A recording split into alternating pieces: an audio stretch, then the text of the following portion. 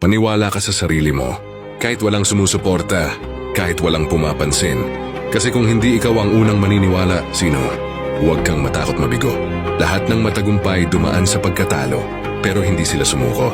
Dahil sa bawat bagsak may aral. At sa bawat aral may lakas. Mangarap ka ng malaki. Walang bayad ang pangarap pero may halaga ang sipag. Kung kaya ng iba, kaya mo rin. Basta huwag lang puro pangarap. Gisingin mo ng gawa. Magtrabaho ka ng tahimik. Hindi kailangang i-post lahat. Yung iba kasi puro ingay. Ikaw dapat puro kilos.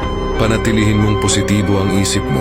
Kahit hindi perpekto ang paligid, gawing matatag ang loob.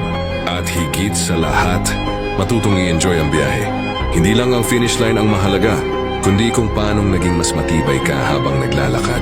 Kapatid, tahimik ka man ngayon, hindi ibig sabihin wala kang laban. Yung tunay na lakas, hindi sinisigaw. Ginagawa